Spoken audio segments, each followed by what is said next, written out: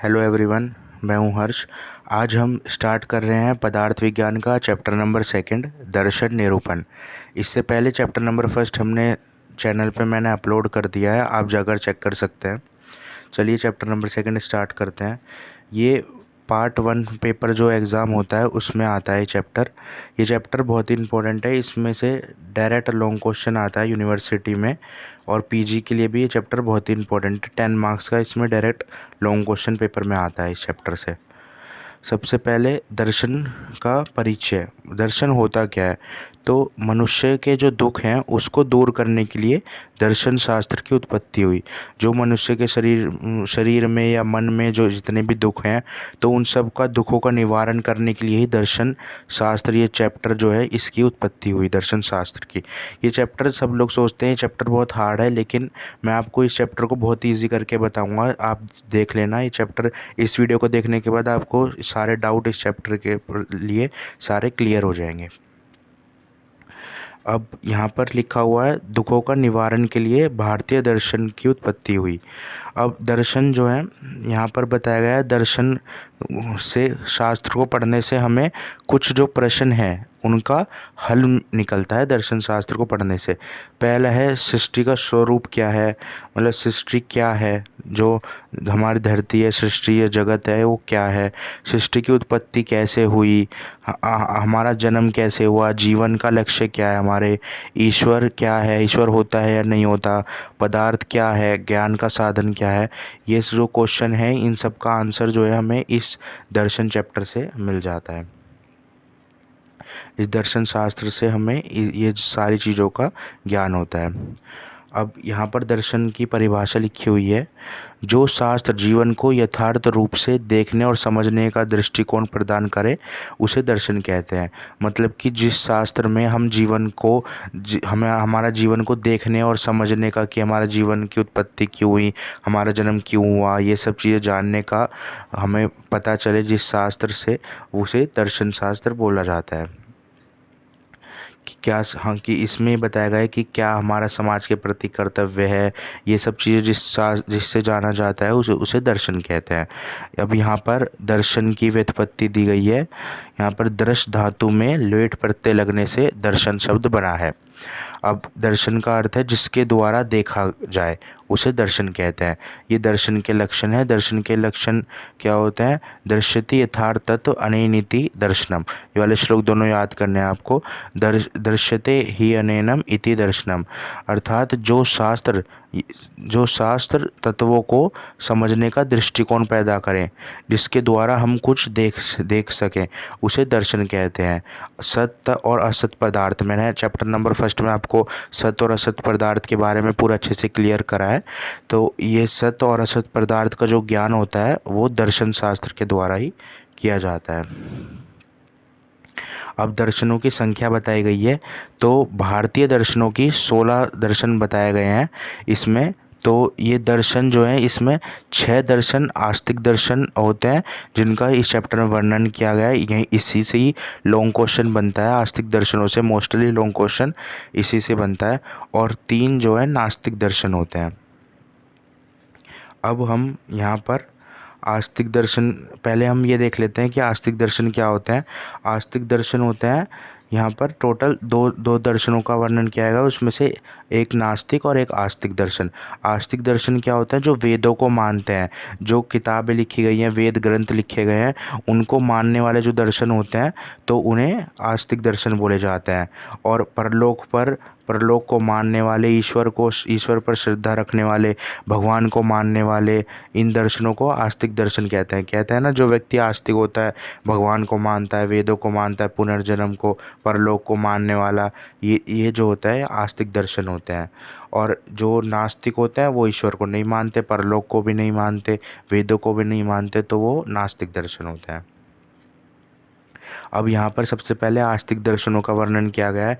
ये टेबल बहुत ही ज़्यादा इंपॉर्टेंट है। इसमें आस्तिक ये दर्शन है, इन दर्शनों का वर्णन किया गया है। कई बार ये टेबल ये आ जाती है कि आस्तिक दर्शनों के भेदों का वर्णन करें, तो ये टेबल अगर आपको याद होगी तो पूरा चैप्टर अगर आप नहीं भी पढ़ते और ये टेबल याद कर लेते हो तो इससे आप पूरे चैप्टर के से जितने दर्शनों का वर्णन है इसको आसानी से बना कर लिख सकते हो। और पर लेकिन लॉन्ग में आता है तो आपको फिर उसके लिए चैप्टर पढ़ना ज़रूरी है। अब यहाँ पर सांख्य दर्शन, पहला दर्शन जो 6 दर्शन माने हैं आस्तिक दर्शन, उसमें पहला सांख्य है, फिर योग, वैशेषिक, न्याय, पूर्व मीमांसा और उत्तर मीमांसा, ये 6 दर्शन आस्तिक दर्शन होते हैं। अब इसमें सांख्य दर्शन के प्रवर्तक मतलब रचयिता, इन्होंने सांख्य दर्शन किसने बनाया? कपिल मुनि सांख्य दर्शन के प्रवर्तक हैं। और योग दर्शन के पतंजलि, वैशेषिक दर्शन के कणाद मुनि, न्याय दर्शन के गौतम और पूर्व मीमांसा दर्शन के जैमिनी और उत्तर मीमांसा के व्यास मुनि, ये जो है इसके प्रवर्तक हैं। और इन्होंने कौन कौन से सिद्धांत दिए हैं? सत्कार्यवाद, असत्कार्यवाद दिया है सांख्य दर्शन ने। इन्होंने प्रमाण दिया है प्रत्यक्ष, अनुमान, शब्द। और इन्होंने पर्याय, इसके सांख्य दर्शन को हम निरीश्वर दर्शन भी कहते हैं। अब ये जो चीज़ें हैं ये शायद आपको भी समझ में ना आए, लेकिन जब हम एक एक दर्शनों को अच्छे से समझेंगे तो आपको अच्छे से समझ में आ जाएगी कि सत्कार्यवाद क्या होता है, असत्कार्यवाद क्या होते हैं, ये प्रमाण क्या होते हैं। इन प्रमाणों पे अलग से ही चैप्टर पूरे पूरे बने हुए हैं, आपको अच्छे से समझ में आ जाएगा। अब पतंजलि दर्शन ने क्या क्या है, ये 3 प्रमाण दिए हैं। इन्होंने सिद्धांत नहीं बताए, इन्होंने 3 प्रमाण दिए हैं। प्रत्यक्ष, अनुमान, शब्द, इन प्रमाणों को ये मानते हैं। और इसके जो पर्याय हैं शेषवर सांख्य और पतंजलि दर्शन। और कणाद मुनि जो हैं ये वैशेषिक दर्शन के प्रवर्तक हैं। इन्होंने असत्कार्यवाद और पीलूपाक का वर्णन किया गया है। और प्रत्यक्ष और अनुमान प्रमाण को ये मानते हैं। और औलुक्य दर्शन इसके पर्याय हैं। ऐसे ही न्याय दर्शन के प्रवर्तक गौतम जी हैं और इन्होंने जो है ये असत्कार्यवाद और पीठरपाक को मानते हैं। ये 4 प्रमाणों को ही मानते हैं और ये इनके पर्याय हैं। ऐसे ही पूर्व मीमांसा के ये इनके सिद्धांत हैं और ये प्रमाण हैं और ये पर्याय हैं। ऐसे ही उत्तर मीमांसा के भी हैं। अब इसमें से आपको सबसे पहले आ गया है सांख्य दर्शन। अब ये जो हमने टेबल देखी है इसी को हम विस्तार से एक एक दर्शन का वर्णन करेंगे। सबसे पहले सांख्य दर्शन। सांख्य दर्शन को के पर्याय क्या बताए थे? निरीश्वर दर्शन। अभी हमने यहाँ पर टेबल में देखा था निरीश्वर दर्शन। तो सांख्य दर्शन के पर्याय हो गए निरीश्वर दर्शन। और इसके प्रवर्तक मतलब किसने रचे था? कपिल मुनि। कपिल मुनि जो हैं ये सबसे सिद्ध मुनि कहे गए हैं। ये भगवान विष्णु के पंचम अवतार भी कहे गए हैं कपिल मुनि। अब इसके बाद इसमें यहाँ पर देखिए प्रकृति और पुरुष के ज्ञान के तत्वों को इन्होंने जो है 24 तत्व माने हैं, 24 संख्या मानी है प्रकृति और पुरुष की, मतलब कि सृष्टि की उत्पत्ति में इन्होंने 24 तत्वों को माना है। अब इसमें यहाँ पर जो जितना मैंने अंडरलाइन कराया बस अगर आप वही पढ़ लोगे तो ये बहुत ही इंपॉर्टेंट चीज़ें हैं। इससे ज़्यादा आपको पेपर में तब भी आपको अगर 10 मार्क्स का क्वेश्चन आता है तो 4 पेज से ज़्यादा आप नहीं लिख पाते उसमें, तो 4 पेज ही लिखने होते हैं आपको। तो उसमें जितना मैंने अंडरलाइन करा गया है वो मोर देन इनफ है। अब इसमें यहाँ पर कपिल मुनि जो हैं, कपिल मुनि को अब मैंने आपको बताया ये प्रवर्तक है, भगवान विष्णु के पंचम अवतार माने गए हैं। अब सांख्य दर्शन के प्रमुख सिद्धांत, इन्होंने सांख्य दर्शन ने क्या क्या सिद्धांत माने हैं? सांख्य दर्शन के इन्होंने त्रिविध दुख का निवारण करा है। इन्होंने त्रिविध दुख के बारे में बताया गया है कि मनुष्य के शरीर में 3 प्रकार के दुख होते हैं, 3 प्रकार से दुख होते हैं। एक तो आदिबौधिक, आदिभौतिक, आदिदेविक और आध्यात्मिक दुख, ये 3 दुख होते हैं। अब सबसे पहले आदिबौधिक दुख कौन से होते हैं? आदिभौतिक दुख वो होते हैं जो हमें, आदि भौतिक दुख उन्हें कहते हैं जो जैसे भौतिक कारणों की वजह से होते हैं, जैसे पशु, शस्त्र आदि कारणों से जो हमें पीड़ा होती है वो आदि भौतिक दुख होता है। आदि दैविक दुख कौन से होते हैं? आदि दैविक दुख होते हैं जो दैविक शक्ति, जैसे भगवान के प्रकोप, दैविक शक्तियों की वजह से भूकंप आना, बिजली गिरना, ये सब जो इनसे जो उत्पन्न दुख होते हैं वो आदि दैविक दुख होते हैं। और आध्यात्मिक दुख होते हैं जो अध्यात्म के कारण होते हैं, जैसे कि हमें शारीरिक और मानसिक जो हमारे दुख होते हैं, वात पित्त कफ, ये दोषों की वृद्धि और इन बढ़ने के, इनका बढ़ना और इनके कम होने से जो दुख होते हैं उन्हें हम आध्यात्मिक दुख कहते हैं। ये 3 प्रकार के ये 3 दुख बताए गए जो, तो इनका निवारण मतलब इन्हें ठीक कैसे करें, उनका निवारण इन्होंने सांख्य दर्शन में वर्णन किया है। सांख्य दर्शन ने सिद्धांत दिया है। अब सृष्टि उत्पत्ति कर्म में इन्होंने 25 तत्वों को माना है। सृष्टि उत्पत्ति कर्म में प्रकृति, पुरुष, महत, अहंकार और 5 ज्ञानेंद्रिय, 5 कर्मेंद्रिय और 5 तन्मात्राएं और 5 महाभूत, इन्होंने ये 25 तत्व माने हैं। इन्होंने इन 25 तत्वों को 4 भागों में विभाजित किया गया है। अभी 4 भागों के लिए एक टेबल है, ये आपको पढ़नी है। ये टेबल बहुत ही ज़्यादा इम्पोर्टेंट है। ये आ जाता है सीधा कि सांख्य दर्शन के अनुसार तत्वों का वर्णन करें। तो इसमें केवल प्रकृति में केवल अव्यक्त होता है, एक तत्व प्रकृति माना जाया गया, और केवल विकृति में जो हमारी 5 ज्ञानेंद्रिय, 5 कर्मेंद्रिय और एक मन, एकादश इंद्रिय और 5 महाभूत होते हैं। ये टोटल हमारे 16 तत्व होते हैं। और जो हमारे प्रकृति विकृति में, इसमें 7 तत्व माने, महत, अहंकार और 5 तन्मात्रा है। ना प्रकृति ना विकृति में केवल पुरुष को माना गया है। ये एमसीक्यू में भी आ जाता है कि सांख्य दर्शन के तत्वों की संख्या कितनी है, तो उसमें आपको 25 लिखना है। और अगर आ गया केवल विकृति में क्या माना गया है, तो इन्होंने अव्यक्त माना है। ना विकृति ना प्रकृति ना विकृति में क्या माना है, तो पुरुष माना है। ऐसे ही अब इसके आगे इन्होंने ये सृष्टि उत्पत्ति कर्म बताया है। सांख्य दर्शन के अनुसार ये सृष्टि उत्पत्ति कर्म का वर्णन किया गया है। ये सृष्टि उत्पत्ति कर्म आपको हर चैप्टर में, हर उसमें मिल जाएगा। अष्टांग हृदय में भी ये सृष्टि उत्पत्ति कर्म का वर्णन किया गया है, और क्रिया शरीर में भी सृष्टि उत्पत्ति कर्म का वर्णन किया गया है। सृष्टि उत्पत्ति कर्म में क्या है, इन्होंने सबसे पहले प्रकृति और पुरुष को माना गया है। प्रकृति पुरुष से क्या बनता है, महत मतलब बुद्धि होता है। फिर अहंकार जो होता है 3 प्रकार का होता है, सात्विक, राजसिक, तामसिक, ये 3 प्रकार का अहंकार होता है। अब सात्विक और राजसिक अहंकार जो होता है, इससे किसकी उत्पत्ति होती है, एकादश इंद्रिय है, मतलब 5 जो हमारी ज्ञानेंद्रिय होती है, 5 कर्मेंद्रिय होती है और एक मन, इनकी उत्पत्ति होती है। और जो तामसिक और राजसिक अहंकार से क्या होती है, 5 तन्मात्राएं, और 5 तन्मात्रा से 5 महाभूत। अब देखिए एक क्वेश्चन ये भी आ जाता है पेपर में कई बार कि 5 महाभूत, आप बताइए कि 5 महाभूत की उत्पत्ति कैसे हुई। तो 5 महाभूत की उत्पत्ति आपको यही पूरा जो चार्ट है, ये पूरा चार्ट 5 महाभूत की उत्पत्ति के लिए भी आपको बना के आना है। क्योंकि देखिए पुरुष से महत, महत से अहंकार, फिर इनसे ये सात्विक और राजसिक मिलकर एकादश इंद्रिय, और राजसिक और तामसिक से मिलकर सब तन्मात्रा, और तन्मात्रा से ही 5 महाभूत बने। तो 5 महाभूत की उत्पत्ति तन्मात्रा के द्वारा होकर ऐसे ही हुई है। तो आपको ये पूरी टेबल उसमें बना के आनी है। अब इसके बाद इन्होंने प्रकृति और पुरुष के बीच में कुछ डिफरेंस बताया है। तो इसमें आपको सिर्फ 3 पॉइंट याद करना है। प्रकृति एक होती है और पुरुष अनेक होते हैं।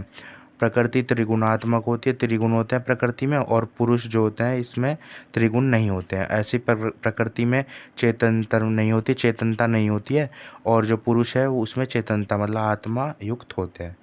प्रमाण इन्होंने कितने माने हैं, इन्होंने प्रमाण जो माने हैं, प्रत्यक्ष, अनुमान और आप्तुपदेश को शब्द भी बोलते हैं। 3 प्रमाणों का इन्होंने वर्णन किया है। इन्होंने सत्कार्यवाद का वर्णन किया है। सत्कार्यवाद आगे चैप्टर में आपको पता चल जाएगा सत्कार्यवाद क्या होता है।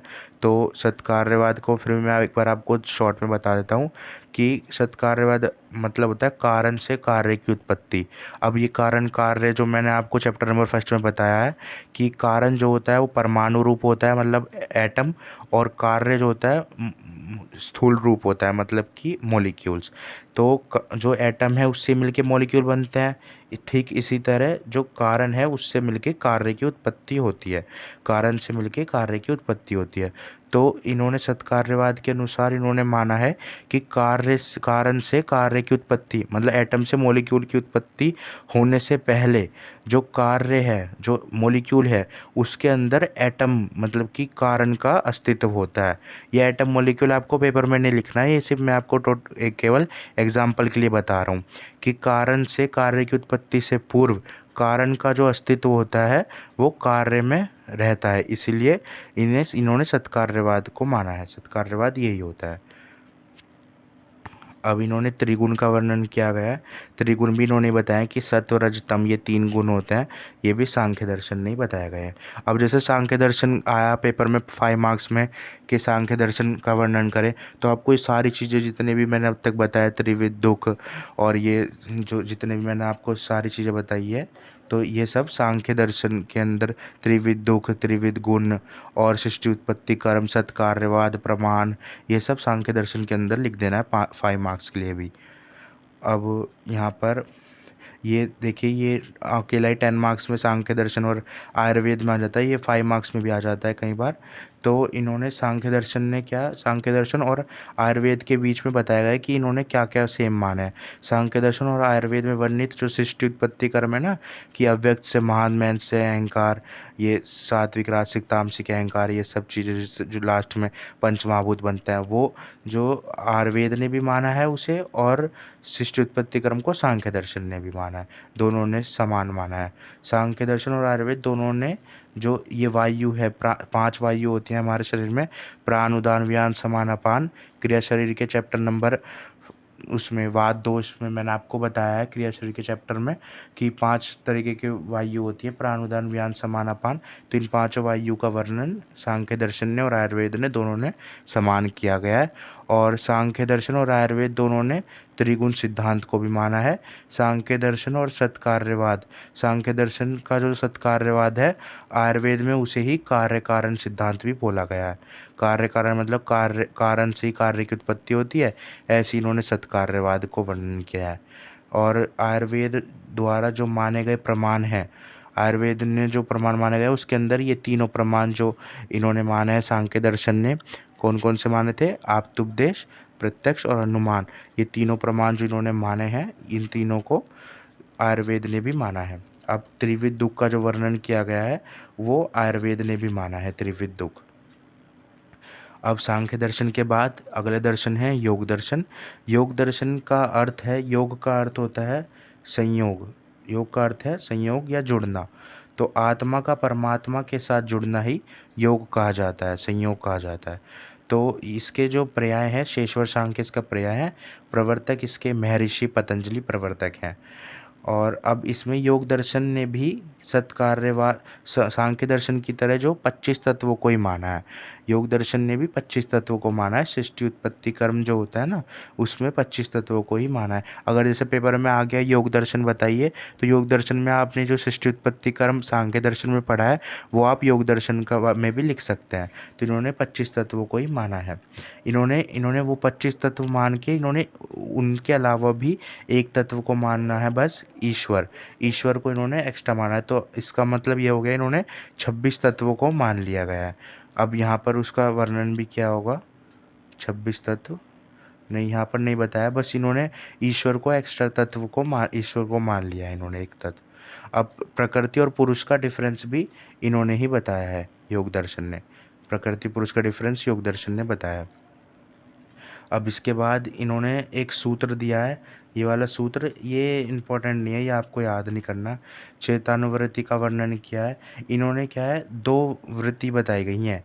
2 वृत्ति का वर्णन किया है, क्लिष्ट और अक्लिष्ट, ये 2 वृत्ति होती हैं। इन्होंने इन भेद बताए गए हैं इसके।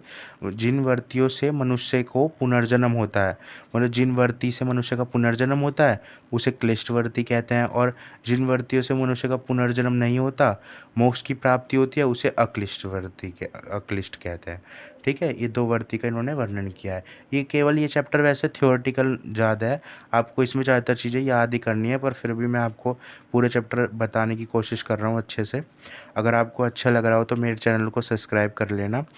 प्राण इन्होंने प्रमाण कितने माना है, इन्होंने 3 प्रमाण माना है, इन्होंने भी सांख्य दर्शन की तरह, प्रत्यक्ष, अनुमान और अगम, इन्होंने 3 प्रमाणों का वर्णन किया गया है। अब इन्होंने आगे अष्टांग योग का भी वर्णन किया है। देखो योग दर्शन है तो इन्होंने अष्टांग योग का वर्णन किया है। ये पेपर में योग दर्शन का ये क्वेश्चन आ जाता है कई बार कि अष्टांग योग का वर्णन करें। तो अष्टांग योग में इन 8 अंगों का साधन करने से मन जो है पवित्र होकर ज्ञान की प्राप्ति होती है। ये 8 योग हैं, इनसे मन पवित्र होकर हमें ज्ञान की प्राप्ति होती है। कौन कौन से? यम नियम आसन प्राणायाम प्रत्याहार धारणा ध्यान समाधि। ये आपको अच्छे से याद कर लेना है।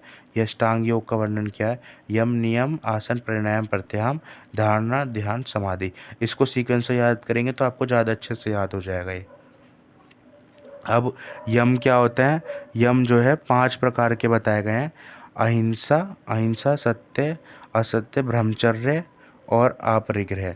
ठीक है। अब अस्त्य मतलब कि चोरी नहीं करना। स्त्य मतलब होता है चोरी करना, अस्त्य होता है चोरी नहीं करना, और अपरिग्रह होता है आवश्यकता से अधिक वस्तुओं को संग्रह नहीं करना। अब नियम क्या होता है? नियम शौच, संतोष, तप, साधना, ईश्वर परिधान। ये आपको याद ही करना है ना, यम नियम। अब आसन क्या होता है? आसन जिस स्थान पर हम सुखपूर्वक बैठ सकें वो आसन बताया गया है। प्राणायाम तो सबको पता ही होगा, श्वास प्रश्वास की गति को अंदर बाहर करना, उसे प्राणायाम कहते हैं। अब यहाँ पर प्रत्याहार क्या होता है? इंद्रियों को अपने अपने विषयों के साथ संबंध होने पर इंद्रिय विजय की स्थिति में प्रत्याहार कहा जाता है। मतलब इंद्रियों के जो विषय होते हैं ना, जैसे देखना सुनना, ये सब इंद्रियों के विषय होते हैं। तो इंद्रियों को अपने अपने विषयों का ज्ञान प्राप्त करने पर इंद्रियों की विजय की स्थिति को प्रत्याहार कहा जाता है। धारणा, यहाँ पर देखिए धारणा है चित्त को किसी एक वस्तु पर लगाना। चित्त का अर्थ यहाँ पर, चित्त का अर्थ होता है यहाँ पर मन। मतलब कि मन को किसी एक स्थान पर एक वस्तु पर निरंतर लगाने को धारणा कहते हैं। अब धारणा से ही ध्यान बना है, मतलब धारणा का एक जैसा रहना। जैसा हमने मन को किसी एक स्थान पर लगाया, जैसे समझ लीजिए आप कोई किताब को देख रहे हैं तो आपने उस किताब को एक बार देखा तो आपने मन को उस पर लगाया, तो वो हो गया धारणा। और ध्यान, अगर आप मन लगातार उस किताब को देखकर ध्यान कर रहे हैं लगातार, तो उसे ध्यान बोला जाता है। अब यहाँ पर समाधि क्या होता है? आत्मा का परमात्मा के साथ मिलन को ही समाधि कहा जाता है। अब यहाँ पर देखिए एक चीज़ और इम्पोर्टेंट लिखी हुई है। ये जो 5 अंग बताए गए हैं, इसमें ये 2 भागों में बांटा गया है, बाह्य अंग, अंतरंग, अंतिम मतलब कि अंतरांग। ये बाह्य अंग कौन कौन से होते हैं? जो बाहर होते हैं, या 8 अंग जो बताया गया ना, इनमें से 5 जो होते हैं बाहरी अंग होते हैं और 3 जो होते हैं वो अंतरंग होते हैं, मतलब कि अंदर स्थित। अब बाहरी अंग किसे कहते हैं? बाहरी अंग इन्हें इसलिए कहते हैं क्योंकि इनका संबंध जो होता है वो बाहरी क्रिया से होता है। अब आप ही देखिए, ये प्राणायाम, ये यम नियम, ये सब जो है बाहरी क्रिया होती हैं। तो ये जो है इन्हें इसलिए बाहरी अंग कहते हैं, पहले 5 को। और जो अंतिम 3 होते हैं उनको अंतरंग कहते हैं, क्योंकि ये जो धारणा ध्यान समाधि ये मन के द्वारा किया जाता है। इनका ज्ञान जो होता है मन के द्वारा किया जाता है, इसलिए इन्हें अंतरंग कहते हैं। अब यहाँ पे अष्टयोगिक सिद्धियों का वर्णन किया गया है। ये आपको याद नहीं करना है, ये इतना इम्पोर्टेंट नहीं है, अष्टयोगिक सिद्धियाँ। अब यहाँ पर न्याय और वैशेषिक ने, देखो मैंने आपको अभी बताया था, न्याय और वैशेषिक ने असत कार्यवाद को मानते हैं, न्याय और वैशेषिक। अब हम यहाँ से वैशेषिक दर्शन पढ़ेंगे। उससे पहले एक पॉइंट और है, आयुर्वेद और में व्याधि की चिकित्सा जो है प्राणायाम से की जाती है, तो इसलिए योग दर्शन ने जो प्राणायाम बताया वो आयुर्वेद में भी माना गया है उसे। अब वैशेषिक दर्शन की बात करेंगे हम। वैशेषिक दर्शन ने दुख का कारण किसे माना है? मिथ्या ज्ञान, मतलब कि अनुचित जो ज्ञान होता है, बिना सोच समझ के जो ज्ञान करते हैं हम, जैसे कि किसी ने कुछ देखा है नहीं और बोलने लग जाते हैं कि ये इसने करा, ये उसने करा, तो ये जो होता है मिथ्या ज्ञान होता है। बिना सोच समझ कर किया गया ज्ञान मिथ्या ज्ञान किया जाता है। तो मिथ्या ज्ञान को बताया इन्होंने। जो दुख होते हैं, जितने भी देखो किसी को अगर दुख मिलता है तो वो मिथ्या ज्ञान की वजह से मिलते हैं। जैसे बिना सोच समझ के कोई कार्य करता है तो बाद में उसे दुख मिलते हैं। तो यही बात इन्होंने वैशेषिक दर्शन ने बताई है। प्रकृति को मुख्य विषय माना है इन्होंने। अब इनका जो पर्याय है वो है औलुक्य दर्शन और कनाद दर्शन, इनके पर्याय हैं। और प्रवर्तक कनाद मुनि इनके प्रवर्तक है। किसने रचा है? कनाद मुनि ने। तो इसमें ये इम्पोर्टेंट नहीं है इतना। इन्होंने फिर इसके बाद इन्होंने प्रमाण की वर्णन किया गया है। इन्होंने दो प्रमाणों का माना है, प्रत्यक्ष और अनुमान। इन्होंने ये 2 प्रमाण माने हैं, प्रत्यक्ष और अनुमान। अब यहाँ पर ये देखिए षड पदार्थ का इन्होंने वर्णन किया है। आप देखते होंगे वैशेषिक दर्शन के अनुसार 6 षड पदार्थ अलग होते हैं और चरक संहिता के अनुसार षड पदार्थ अलग होते हैं। तो इन्होंने षड पदार्थों की कर्म अलग माना है। द्रव्य गुण कर्म सामान्य विशेष समवाय, ये वैशेषिक दर्शन ने माना गया है। और चरक संहिता ने क्या माना था? सामान्य गुण कर्म और द्रव्य कर्म समवाय, ये जो है आचार्य चरक ने माना है। अब यहाँ पर ये देखिए वैशेषिक दर्शन ने प्रवर्तक कौन थे? कणादु ने। इन्होंने अभाव पदार्थ को नहीं माना, इन्होंने अभाव पदार्थ को नहीं माना। अभाव पदार्थ को किसने माना था? मैंने आपको पदार्थ चैप्टर के फर्स्ट में बताया था। न्याय दर्शन जो थे उन्होंने माना था अभाव को। अब इसके बाद इन्होंने कारण द्रव्य जो होते हैं ना, 9 कारण द्रव्य, चरक संहिता के चैप्टर नंबर फर्स्ट में बताया आपको अच्छे से। 9 कारण द्रव्य जो होते हैं, आकाश वायु अग्नि जल पृथ्वी आत्मा मन काल दिशा, तो इनका वर्णन भी वैशेषिक दर्शन ने ही किया है। इन्होंने असत कार्यवाद को माना। असत कार्यवाद का मतलब होता है जो कारण से कार्य की उत्पत्ति से पूर्व कारण का अस्तित्व कार्य में नहीं रहता, ये होता है असत कार्यवाद। मतलब जैसे कारण से कोई एटम है, उससे मॉलिक्यूल बन रहा है, तो मॉलिक्यूल में पहले से ही कोई उस एटम के गुण नहीं रहते। तो कारण से कार्य की उत्पत्ति से पूर्व कार्य में जो है वो कारण का अस्तित्व नहीं रहता। जो कार्य होता है ना, वो एक नई रचना होती है। कोई भी चीज़ जो कार्य होता है वो सर्वप्रथम एक नई रचना होती है, उससे जो पूर्व उसमें कोई अस्तित्व नहीं रहता है। ठीक है। इसके बाद इन्होंने परमाणुवाद को भी माना है। वैशेषिक दर्शन ने परमाणुवाद को माना है कि इन्होंने कहा है सभी वस्तुएं जो होती हैं संसार की, वो 4 महाभूतों से मिलकर बनी होती है। जो 4 महाभूत होते हैं इन्होंने आकाश नहीं माना है। वायु अग्नि जल पृथ्वी, इन 4 महाभूतों से संसार की सभी वस्तुएं मिलके बनी है। आकाश को क्यों नहीं माना है? क्योंकि आकाश जो है वो नित्य है, विभु है। मतलब आकाश का संयोग और विभाग नहीं कर सकते। हम आकाश को जोड़ नहीं सकते किसी के साथ, किसी से विभाग नहीं कर सकते। तो आकाश को इसलिए नहीं माना क्योंकि वे नित्य है, वे सभी जगह है, और विभु है, वो सभी जगह व्याप्त है, इसकी उत्पत्ति और विनाश नहीं होता है। अब इन्होंने पीलोपाक का वर्णन किया गया है। पीलोपाक, ये वाद जो है जितने भी ये हैं, परमाणुवाद, पीलोपाकवाद, ये सब सत्कार्यवाद, इसको आपको आगे पदार्थ विज्ञान के चैप्टर में मिल जाएंगे अच्छे से वर्णन। लेकिन फिर भी थोड़ा थोड़ा जितना लिखा है मैं आपको बताता हूँ। पीलोपाक का अर्थ है परमाणुओं में परिवर्तन। परमाणु में परिवर्तन को पीलोपाक बोलते हैं। जो परमाणु है, एटम है, उनमें ही परिवर्तन होना पीलोपाक कहते हैं। अब प्रमाण का वर्णन इन्होंने वैशेषिक दर्शन ने 2 प्रमाण का वर्णन करा है, प्रत्यक्ष और अनुमान। वैशेषिक दर्शन ने 24 गुणों को माना है।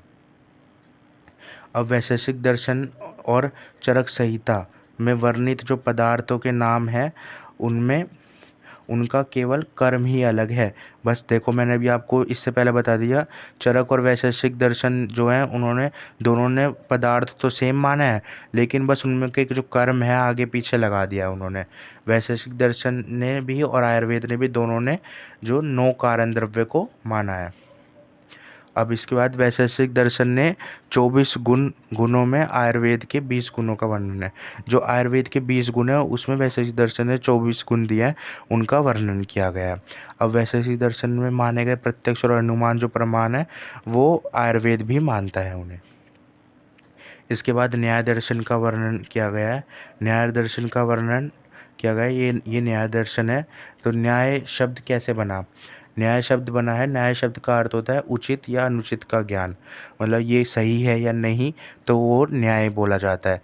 महर्षि गौतम ने संपूर्ण विश्व के दुखों को निवारण करने के लिए इस दर्शन की रचना की। जो महर्षि गौतम है, उन्होंने जितने भी संसार के दुख हैं, तो उनको दूर करने के लिए इस ग्रंथ को बनाया है। जो दुखों का कारण क्या बताया था अभी पीछे? मिथ्या ज्ञान बताया था, अनुचित ज्ञान। तो अनुचित ज्ञान को ही दूर करने के लिए इस शास्त्र की उत्पत्ति हुई। अब यहाँ पर इस दर्शन में आरंभवाद को ही मानते हैं। आरंभवाद को हम असत कार्यवाद भी कहते हैं। तो आरंभवाद के अनुसार संसार के सभी परमाणु से मिलकर चीज़ें बनती है। एक परमाणु दूसरे परमाणु के साथ संयोग होने पर द्वैनुक बनता है, द्वैनुक से त्रिनुक, ऐसे ही संसार की उत्पत्ति। मतलब वही बात है, एक एटम दूसरे एटम से मिलेगा, फिर दूसरा एटम तीसरे एटम से मिलेगा, ऐसे ही मिल के मॉलिक्यूल बनते हैं, फिर एक मॉलिक्यूल से एक ऑब्जेक्ट की उत्पत्ति होती है। ऐसे ही इसी तरह ही इन्होंने चीज़ें बताई है। सभी संसार की सभी वस्तुओं की उत्पत्ति इन्होंने ऐसे ही परमाणु के संयोग होने पर ही बताई है। अब इन्होंने जो है इन्होंने न्याय सूत्र में इनके टोटल 5 अध्याय का वर्णन किया गया है। अब इन्होंने 16 सत पदार्थों को माना है। अब इसमें आपको ये वाले पदार्थों की संख्या ये सब याद नहीं करनी है, आपको केवल ये नाम याद करना है कि इन्होंने कितने पदार्थ माने गए हैं। 16 पदार्थ इन्होंने वर्णन किया गया है। इसके बाद इन्होंने परमाणुओं का वर्णन, इन्होंने 4 प्रमाण माने हैं: प्रत्यक्ष, अनुमान, उपमान और शब्द। शब्द मतलब आप्तोपदेश। ये 4 प्रमाणों को माना है इन्होंने। अब सिद्धांतों का वर्णन भी इन्होंने ही करा है।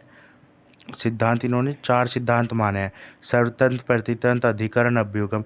इन सिद्धांतों को मैंने बहुत ही अच्छे से चैप्टर नंबर 1 में आपको बताया, और ये सिद्धांत बहुत ही इंपॉर्टेंट है। इससे डायरेक्ट लॉन्ग क्वेश्चन आता है पेपर में 10 मार्क्स का।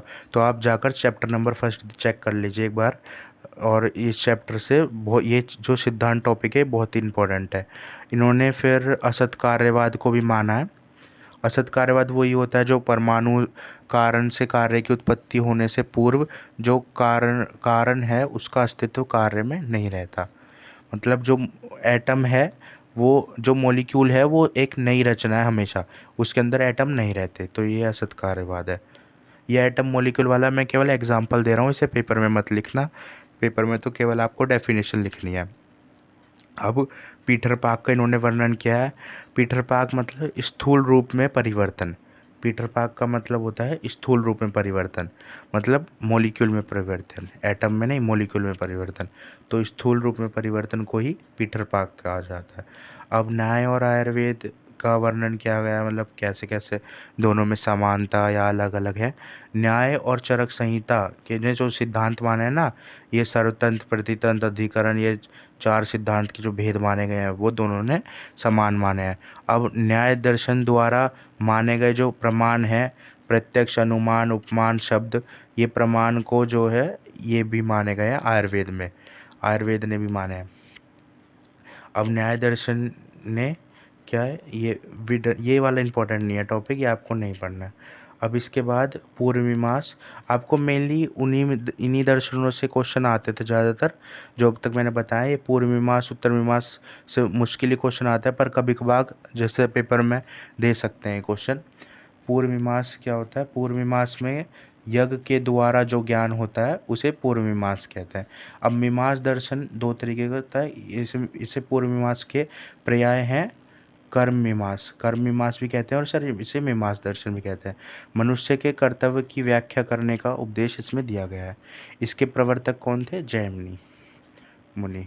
अब यहाँ पर ये देखिए, मीमांस शब्द का अर्थ है किसी वस्तु के स्वरूप का यथार्थ ज्ञान, मतलब कोई वस्तु का ज्ञान प्राप्त करने को ही मीमांस दर्शन कहते हैं, मीमांस कहते हैं। अब वेदों के 2 भाग किए गए, जो वेद होते हैं हमारे, उनके 2 भाग किए गए, कर्म कांड, ज्ञान कांड। तो कर्म कांड जो होता है उसमें कर्म मीमांस लिखी गई, और जिसे पूर्व मीमांस का नाम भी जिसे जाना जाता है, जो भी हम पढ़ रहे हैं। और जो ज्ञान कांड है उससे ज्ञान मीमांस की गई, जिसे वेदांत दर्शन के नाम से भी जाना जाता है। ठीक है। इन्होंने क्या है, ज्ञान से पहले इन्होंने कर्म को माना है, मतलब इनका अर्थ है कर्म को इन्होंने ज़्यादा महत्व माना है। मीमांस दर्शन का सिद्धांत है आत्मा का विचार। ये आत्मा को मानते हैं, ये वैशेषिक और न्याय के समान ही है, वैशेषिक न्याय दर्शन के समान ही है मीमांस दर्शन। अब इन्होंने, ये इनका सूत्र है, इन्होंने धर्म को जानने की जिज्ञासा की है। अब पूर्व मीमांस जो होते हैं, इन्होंने विश्व को कल्याण करने के लिए भगवान मनुष्य का कर्तव्य बताया है, मतलब जो भी मनुष्य को फल मिलता है वो उसके कर्तव्य जो उसके कर्म है उसके अनुसार ही मिलता है। ये लिखा हुआ, फल को देने वाला ईश्वर नहीं है, फल को देने वाला मनुष्य के कर्म है, कर्म अनुसार ही फल की प्राप्ति होती है। मीमांसा दर्शन भाव और अभाव दोनों पदार्थ को मानते हैं।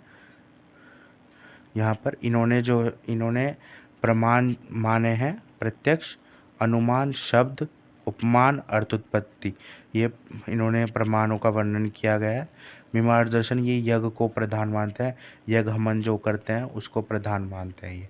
अब मीमांसा दर्शन जो आयुर्वेद और मीमांसा दर्शन का वर्णन है। अब मीमांसा दर्शन का महत्व क्या है? ये धर्म का महत्व, इन्होंने जो धर्म माना है वो आयुर्वेद भी मानता है, यज्ञ हवन करना है, ये सब करना है, ये मीमांसा दर्शन भी मानता है और आयुर्वेद भी मानता है। अब उत्तर मीमांसा दर्शन जो था वो था, जो इससे पहले हमने पढ़ा वो पूर्व मीमांसा था और ये है उत्तर मीमांसा। तो उत्तर मीमांसा क्या होता है? उत्तर मीमांसा के पर्याय होते हैं, वेदांत सूत्र भी बोलते हैं इसे। इसके व्यास मुनि जो हैं इसके प्रवर्तक हैं। अब इसका परिचय, ये आस्तिक दर्शनों में सबसे ज़्यादा सर्वाधिक आस्तिक दर्शन कहा गया है इन्हें, उत्तर मीमांसा को। ये उत्तर मीमांसा ये वेदों का अंत, वेदांत इन्हें क्यों बोला गया है? क्योंकि ये वेदों का अंत, इसे वेदांत दर्शन भी कहते हैं ना। तो वेदांत का अर्थ है वेदों का अंत, तो वेदों का अंतिम भाग है ये।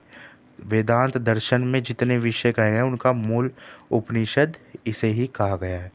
अब इनका प्रथम सूत्र वेदांत दर्शन ने जो प्रथम सूत्र दिया, ये इतना इम्पोर्टेंट नहीं है सूत्र आपको। इन्होंने वेदांत दर्शन ने ब्रह्मा को जगत की उत्पत्ति बताया है।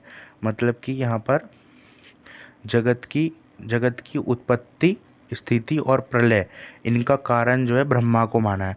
मतलब ब्रह्मा के द्वारा ही संसार की उत्पत्ति हुई और संसार की स्थिरता, मतलब जो संसार चल रहा है वो ब्रह्मा की वजह से ही चल रहा है और ब्रह्मा की वजह से ही इस संसार का नष्ट होगा। अब इसके बाद इन्होंने विवर्तवाद को माना है। विवर्तवाद का अर्थ है, विवर्त मतलब होता है भ्रम। भ्रम मतलब कि गलत चीज़ें दिखना, मतलब भ्रम हो जाना, कि जैसे रस्सी को देखकर सांप समझ लेना, ये विवर्तवाद होता है। तो जो वस्तु जैसी है उसे वैसा ना समझकर कुछ अलग समझ लेना, उसे विवर्त कहते हैं। अब इन्होंने पंजीकरण सिद्धांत अभी हमने फर्स्ट चैप्टर में पदार्थ के मैंने आपको अच्छे से समझाया है बहुत ही, और इससे 5 मार्क्स का क्वेश्चन आता है एग्ज़ाम में। पंजीकरण सिद्धांत को इन्होंने माना है। पंजीकरण सिद्धांत के अनुसार जो एक महाभूत है उस महाभूत में आधा 50% उसका अपना भाग होता है और बचे हुए आधे महाभूत में अन्य जो 4 महाभूत बचे होते हैं उनका भाग होता है। प्रमाण का वर्णन, इन्होंने 6 प्रमाण का वर्णन किया गया है। प्रत्यक्ष, अनुमान, उपमान, शब्द, अर्थोत्पत्ति और अभाव। वेदांत दर्शन ने 6 प्रमाण जो माने हैं उसमें 4 प्रमाण आयुर्वेद ने भी माने हैं। पंजीकरण सिद्धांत का वर्णन भी आयुर्वेद ने किया है।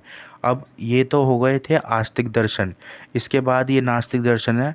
अब थोड़ा ही बचा है चैप्टर, थोड़ी देर में कंप्लीट हो जाएगा। ये नास्तिक दर्शन जो है वेदों को नहीं मानते। नास्तिक दर्शन परलोक को भी नहीं मानते, ईश्वर पर श्रद्धा नहीं रखते। दर्शनों को नास्तिक दर्शन कहते हैं। मतलब कि जो ये ईश्वर को नहीं मानते, वेदों को नहीं मानते, परलोक को नहीं मानते, भगवान को नहीं मानते, तो वो नास्तिक होता है। तो इसलिए उन्हें नास्तिक दर्शन कहते हैं। बस ये 3 ही बताए गए हैं, चार्वाक, बौद्ध और जैन दर्शन। 3 दर्शन बताए गए हैं। सबसे पहले चार्वाक दर्शन, केवल प्रत्यक्ष को ही मानते हैं ये। चार्वाक दर्शन, बृहस्पति जो है इसके प्रवर्तक हैं। चार्वाक दर्शन के केवल प्रत्यक्ष को मानते हैं। अब देखो, ये जैसे उसमें आस्तिक दर्शन में टेबल थी, ऐसे ही यहाँ पर नास्तिक दर्शन में टेबल दी गई है। अगर ये टेबल याद कर लोगे आप तो मोस्टली आप लिख सकते हो इनके बारे में। तो चार्वाक दर्शन के प्रवर्तक कौन है? बृहस्पति। और ऐसे बौद्ध दर्शन के गौतम बुद्ध, जैन के वर्धमान महावीर। अब इन्होंने कौन कौन से सिद्धांत माने हैं? इन्होंने स्वभाववाद को माना है। जो बौद्ध हैं इन्होंने वो शनवंगुरवाद को माना है। जैन दर्शन ने अनेकांतवाद को माना है। प्रमाण प्रत्यक्ष अनुमान, इन्होंने प्रत्यक्ष अनुमान को माना है। जो चार्वाक दर्शन है इन्होंने खाली प्रत्यक्ष को माना है, बाकी दोनों ने प्रत्यक्ष और अनुमान को माना है। और इनके पर्याय जो हैं, जो चार्वाक दर्शन है इसके पर्याय है बृहस्पति दर्शन। अब चार्वाक दर्शन हम पढ़ रहे थे, चार्वाक दर्शन के पर्याय क्या थे? बृहस्पति दर्शन, प्रवर्तक बृहस्पति थे। ये केवल प्रत्यक्ष को ही मानते हैं। अब इनका वर्णन है चार्वाक दर्शन एक नास्तिक दर्शन है। अब ये जो है सुखवाद को मानते हैं। जब तक जिए इनका इनका कहना है, ये भगवान को तो मानते नहीं, नास्तिक होते हैं, तो इनका कहना है जब तक जिए खुश, मतलब जब तक जिए सुख से जिए। अपने पास धन ना हो तो दूसरों के धन लेकर घृत पीना चाहिए। मतलब घृत पीना चाहिए का मतलब ये नहीं कि घी पीना चाहिए, इसका अर्थ है मतलब दूसरों से धन ले लेकर मज़े से ज़िंदगी जिए, किसी से मतलब परेशान ना होए। क्योंकि इन्होंने जो माना है, इन्होंने कहा है कि जो सांसारिक सुख जो है, मतलब जो हम संसार में सुख भोग रहे हैं, उसी को इन्होंने स्वर्ग बताया है, और जो संसार में अगर कोई व्यक्ति दुख भोग रहा है तो उसी को इन्होंने नरक बताया है।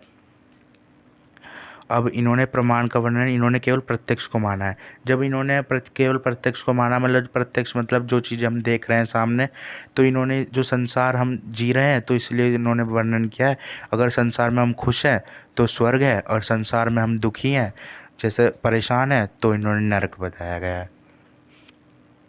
चार्वाक दर्शन ने चार महाभूतों को स्वीकार करा है। चार्वाक दर्शन ने चार महाभूत बताया। इन्होंने आकाश को नहीं माना है, क्योंकि आकाश जो है उसको हम अनुभव नहीं कर सकते, आकाश को हम देखा नहीं जा सकता या उसका अनुभव नहीं किया जा सकता। इन्होंने स्वभाववाद को माना है। स्वभाववाद का विवरण वाद चैप्टर में अच्छे से किया गया है।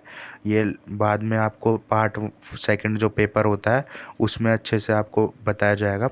स्वभाववाद का वर्णन, अग्नि जैसे अग्नि में उष्णता, अग्नि में जो गर्मी होती है वो स्वभाव से होती है, उसका स्वभाव भी ऐसा है। ऐसी जल में जो शीतलता होती है वो भी स्वभाव के कारण ही होती है। चार्वाक दर्शन, चार्वाक दर्शन जो है, ये चार्वाक दर्शन में आस्तिक को नहीं मानते। ये चार्वाक दर्शन ईश्वर के अस्तित्व को नहीं मानते हैं, ईश्वर को नहीं मानते हैं। मैंने आपको बता ही दिया ईश्वर, क्योंकि ईश्वर को प्रत्यक्ष देखा नहीं जा सकता, इसलिए ये ईश्वर को नहीं मानते हैं। चार्वाक दर्शन और मोक्ष, चार्वाक दर्शन का कथन है, जो देखो अभी मैंने जो चीज़ आपको बताई, चार्वाक दर्शन संसारिक सुखों को स्वर्ग मानते हैं और जो संसारिक दुख है उसको नरक मानते हैं। जितना जितना मैंने अंडरलाइन करा गया है ये बहुत है, आपको बस इतना ही पढ़ना है पेपर में। चार्वाक दर्शन और आयुर्वेद दोनों प्रत्यक्ष प्रमाण को मानते हैं। अब यहाँ पर ये देखिए, ये आयुर्वेद और चार्वाक दर्शन में जो सामान्यता है तो उसको वर्णन किया गया है। तो चार्वाक दर्शन और वो दोनों प्रत्यक्ष को मानते हैं, और लेकिन जो चार्वाक दर्शन है वो प्रत्यक्ष से अलग किसी और को नहीं मानते हैं। चार्वाक दर्शन ने जो चार महाभूत बताए, उसमें जो आयुर्वेद जो पांच महाभूतों को मानता है वो उसमें वर्णित है, चारों महाभूत भी। आयुर्वेद में जो स्वभाववाद है उसको चार्वाक दर्शन ने भी वर्णन किया है। अब इसके बाद बौद्ध दर्शन, बौद्ध दर्शन के प्रवर्तक गौतम बुद्ध है। अब बौद्ध दर्शन जो है नास्तिक दर्शनों की श्रेणी में रखा गया है, बौद्ध दर्शन को भी। इन्होंने बौद्ध दर्शन ने क्षणभंगुरवाद को माना है। क्षणभंगुरवाद का अर्थ है वस्तुओं का निरंतर नाश होता रहता है, मतलब वस्तु में निरंतर परिवर्तन होता रहता है। कोई भी वस्तु एक क्षण से, मतलब एक सेकंड से अधिक स्थिर नहीं रहती। इसका कारण, इसका मतलब ये है कि जैसे कि वस्तुओं की उत्पत्ति एक सेकंड वस्तु की उत्पत्ति हुई, एक सेकंड रुकी और फिर अगले ही सेकंड वस्तु नष्ट हो गई। तो इन्होंने क्षणभंगुरवाद को माना है। एक के नष्ट होने से दूसरे की उत्पत्ति होती है, ऐसे इन्होंने बोला है। बौद्ध दर्शन के अनुसार आत्मा नित्य वस्तु नहीं है, वह अन्य वस्तुओं की तरह हर क्षण नष्ट होती रहती है। इन्होंने कहा है कि आत्मा नित्य नहीं है कि वो सभी जगह जाती रहती है, इन्होंने यही बोल दिया है कि आत्मा भी नष्ट हो जाती है, लेकिन ऐसा नहीं होता, क्योंकि ये नास्तिक है इसलिए इन्होंने ऐसा बोला है। दुख विनाश का मार्ग, इन्होंने 8 मार्ग बताए हैं दुख विनाश के। ये केवल आपको बस याद रखना है कितने मान है, ये पढ़ने की ज़रूरत नहीं है। अब इसके बाद इन्होंने प्रमाण का वर्णन, 2 प्रमाण माना है, प्रत्यक्ष और अनुमान, 2 प्रमाण का वर्णन किया है। अब लास्ट दर्शन नास्तिक दर्शनों में लास्ट दर्शन है जैन। जैन दर्शन के प्रवर्तक वर्धमान महावीर। इन्होंने भगवान महावीर जो हैं धर्म के 24वें और अंतिमवें तीर्थकार है, 24वें और अंतिमवें तीर्थकार है। अब इन्होंने क्या क्या माना है, चलिए देखते हैं। जो जैन होते हैं ना, आपने देखे होंगे कई बार जो जैन धर्म के होते हैं तो वो दो होते हैं, दिगंबर और श्वेतांबर। दिगंबर जो होते हैं, साधु जो होते हैं, दिगंबर वो नग्न रहते हैं, मतलब वस्त्र नहीं पहनते। और जो श्वेतांबर होते हैं वो श्वेत वस्त्र, सफ़ेद वस्त्रों का धारण करते हैं। अब ऐसे ही इन्होंने, जैन दर्शन ने सात तत्वों को माना है। केवल संख्या याद करनी है आपको कि 7 तत्वों को माना है। जैन दर्शन ने पदार्थ की संख्या 9 बताई है। बाकी सब ने पदार्थ को कितना माना है, 6 पदार्थ माना है, और द्रव्य को 9 माना है। अब इन्होंने उल्टा माना है, इन्होंने पदार्थ को 9 माना है और द्रव्य को 6 माना है। केवल आपको ये संख्या याद करनी है, ये याद करने की ज़रूरत नहीं है। अब इसके बाद इन्होंने ये चैतन्य, आवश्यक गुण, स्वरूप, इन्होंने दुख, सुख दुख, इच्छा, ये सब ये मानते नहीं, क्योंकि ये नास्तिक दर्शन है। तो ये इन सबको नहीं मानते। ये सांसारिक, जो संसार में जो हम सुख भोग रहे हैं तो उसी को ही स्वर्ग मानते हैं, और जो दुख भोग रहे हैं तो उसी को नरक मानते हैं ये। और इन्होंने प्रमाण का जो वर्णन किया गया है, इन्होंने भी 2 प्रमाण माने हैं, प्रत्यक्ष और अनुमान। ये 2 प्रमाणों का इन्होंने वर्णन किया गया है। अब यहाँ पर ये लिखा हुआ है आयुर्वेद एक स्वतंत्र दर्शन। ये केवल आपको रीड करना है, ये पेपर में इतना इम्पोर्टेंट नहीं होता है, ये केवल आपको रीड करना है। जिस दर्शन में पदार्थ का वर्णन किया गया है, आयुर्वेद ने भी 6 पदार्थ का, जैसे दर्शनों में पदार्थों का वर्णन किया गया है, ऐसे ही आयुर्वेद में भी पदार्थ का वर्णन किया गया है। दर्शन की तरह ही आयुर्वेद में भी सिद्धांतों का वर्णन किया गया है, 4 सिद्धांत का जो मैंने बताए थे। आयुर्वेद ने भी जो सृष्टि उत्पत्ति कर्म का वर्णन किया है, ऐसे ही दर्शनों ने भी सृष्टि उत्पत्ति कर्म का वर्णन किया गया है। इसी के साथ ये चैप्टर ख़त्म हो गया है। अब ये कुछ इम्पोर्टेंट क्वेश्चन हैं जो आपको पता होने चाहिए पेपर के लिए। सबसे पहला है दर्शन, दर्शन शब्द की व्युत्पत्ति लिखें। अगला है दर्शन के लक्षण, आस्तिक और नास्तिक दर्शन जो मैंने आपको बताए हैं, और उनके भेद भी इसमें बताए गए हैं, वो सब आपको लिखना है। मतलब वो जो 2 टेबल मैंने आपको बताई थी, वो दोनों टेबल पूरी इसमें लिखनी है। पहले आस्तिक दर्शन एक्सप्लेन कर देना, फिर टेबल बना देना उसकी, और उसके बाद नास्तिक दर्शन एक्सप्लेन करके उसकी टेबल बना देना।